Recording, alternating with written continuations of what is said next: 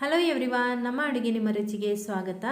ಅನ್ನ, ಚಪಾತಿ, ರೊಟ್ಟಿ ಜೊತೆಗೆ ನೆಂಚಿಕೊಳ್ಳಲು ತುಂಬ ಬೇಗ ಆಗುವಂತಹ ಒಂದು ಯಾವುದಾದ್ರೂ ಸೈಡ್ ಡಿಶ್ ನಿಮಗೆ ಬೇಕು ಅಂದರೆ ಈ ರೀತಿ ಟೊಮೆಟೊ ಪಾಲಕ್ ಗೊಜ್ಜು ಮಾಡಿ ನೋಡಿ. ತುಂಬಾ ಸೂಪರ್ ಆಗಿರುತ್ತೆ. ಒಂದು ಸರ್ತಿ ನೀವಿದ್ರೆ ರುಚಿ ನೋಡಿದರೆ ಖಂಡಿತ ಪದೇ ಪದೇ ಮಾಡ್ತೀರಿ, ಅಷ್ಟೊಂದು ಚೆನ್ನಾಗಿರುತ್ತೆ. ಕೇವಲ 10 ನಿಮಿಷದಲ್ಲಿ ಇದನ್ನು ಮಾಡ್ಕೊಳ್ಬೋದು. ಬೇಗ ಆಗುವಂತಹ ರೆಸಿಪಿ ಕೂಡ. ಬನ್ನಿ ಈಗ ಇದನ್ನು ಮಾಡುವ ವಿಧಾನ ಹೇಗೆ ಅಂತ ನೋಡೋಣ. ಆದರೆ ಅದಕ್ಕಿಂತ ಮುಂಚೆ ನೀವಿನ್ನು ನಮ್ಮ ಚಾನಲ್ಗೆ ಸಬ್ಸ್ಕ್ರೈಬ್ ಆಗಲಿಲ್ಲ ಅಂದರೆ ದಯವಿಟ್ಟು ಸಬ್ಸ್ಕ್ರೈಬ್ ಮಾಡ್ಕೊಳ್ಳಿ. ಪಕ್ಕದಲ್ಲಿರುವ ನೋಟಿಫಿಕೇಷನ್ ಬೆಲ್ ಕೂಡ ಕ್ಲಿಕ್ ಮಾಡ್ಕೊಳ್ಳಿ. ಮೊದಲನೇದಾಗಿ 2 ದೊಡ್ಡ ಟೊಮೆಟೊ, 2 ಮೀಡಿಯಂ ಗಾತ್ರದ ಈರುಳ್ಳಿಯನ್ನು ಸಣ್ಣದಾಗಿ ಹೆಚ್ಚಿಟ್ಕೊಳ್ಳಿ. ನಂತರ 1 ಕಟ್ಟು ಪಾಲಕ್ ಸೊಪ್ಪನ್ನು ಚೆನ್ನಾಗಿ ತೊಳೆದ್ಬಿಟ್ಟು ಅದನ್ನು ಕೂಡ ಹೆಚ್ಚಿಟ್ಕೊಳ್ಳಿ. ಈಗ ಒಲೆ ಮೇಲೆ ಒಂದು ಬಾಣಲೆ ಇಟ್ಟು ಅದರಲ್ಲಿ 3 ಸ್ಪೂನ್ನಷ್ಟು ಎಣ್ಣೆ ಹಾಕೊಳ್ಳಿ. ಎಣ್ಣೆ ಬಿಸಿ ಆದಮೇಲೆ ಅರ್ಧ ಟೀ ಸ್ಪೂನ್ ಸಾಸಿವೆ ಚಟಪಟ ಅಂತ ಆದಮೇಲೆ 3/4 ಟೀ ಸ್ಪೂನಷ್ಟು ಜೀರಿಗೆ ಸೇರಿಸ್ಕೊಳ್ಳಿ.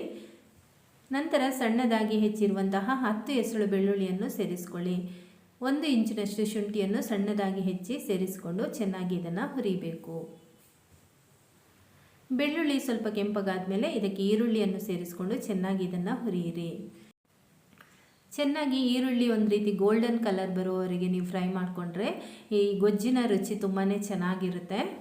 ನಮ್ಮ ಚಾನಲ್ನಲ್ಲಿ ಅನೇಕ ರೀತಿಯ ಗೊಜ್ಜು, ಸಾಂಬಾರ್ ಹಾಗೆಯೇ ಬ್ರೇಕ್ಫಾಸ್ಟ್ ರೆಸಿಪಿಗಳು ಕೂಡ ಇದೆ. ನೀವು ಅದನ್ನು ಚೆಕ್ ಮಾಡ್ಬೋದು. ಈರುಳ್ಳಿ ಈ ರೀತಿ ಕಲರ್ ಬರಬೇಕು. ಆ ನಂತರ ನಾವು ಟೊಮೆಟೊ ಪೇಸ್ಟನ್ನು ಹಾಕ್ಕೊಳ್ಬೇಕು. ಟೊಮೆಟೊನ ನಾನು ಚಾಪರ್ನಲ್ಲಿ ಕಟ್ ಮಾಡಿರೋದ್ರಿಂದ ಅದು ಪೇಸ್ಟ್ ರೀತಿ ಆಗಿದೆ.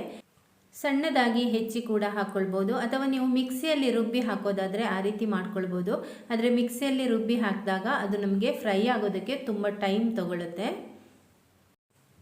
ಈಗ ಟೊಮೆಟೊ ಪೇಸ್ಟ್ ಹಾಕಿದ ಮೇಲೆ 1 ನಿಮಿಷ ಈ ರೀತಿ ಕೈಯಾಡಿಸ್ಕೊಂಡಿದ್ದೀನಿ. ನಂತರ ಇದಕ್ಕೆ ಅರ್ಧ ಟೀ ಸ್ಪೂನ್ ಅರಿಶಿನ ಪುಡಿ, ರುಚಿಗೆ ತಕ್ಕಷ್ಟು ಉಪ್ಪು ಹಾಕ್ಕೊಳ್ತಾ ಇದ್ದೀನಿ. ಚಿಲ್ಲಿ ಪೌಡರ್ 3/4 ಟೀ ಸ್ಪೂನಷ್ಟು, ಇದು ಸ್ವಲ್ಪ ಖಾರ ಇರೋದ್ರಿಂದ 3/4 ಟೀ ಸ್ಪೂನ್ ಹಾಕಿದ್ದೀನಿ. ನಿಮಗೆ ಇನ್ನೂ ಸ್ವಲ್ಪ ಖಾರ ಬೇಕು ಅಂದರೆ ಜಾಸ್ತಿ ಹಾಕ್ಕೊಳ್ಬೋದು, ಅಥವಾ ನೀವು ಒಂದು ಸ್ವಲ್ಪ ಇದು ಬೆಂದ ಮೇಲೆ ನೀವು ರುಚಿ ನೋಡಿಕೊಂಡು ಬೇಕಾದರೆ ಆವಾಗ ಕೂಡ ಚಿಲ್ಲಿ ಪೌಡರನ್ನು ಸೇರಿಸ್ಕೊಳ್ಬೋದು.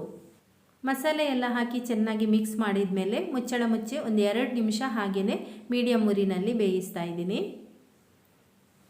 2 ನಿಮಿಷ ಆದಮೇಲೆ ಟೊಮೆಟೊ ನೋಡಿ ಚೆನ್ನಾಗಿ ಈ ರೀತಿ ಬೆಂದಿದೆ.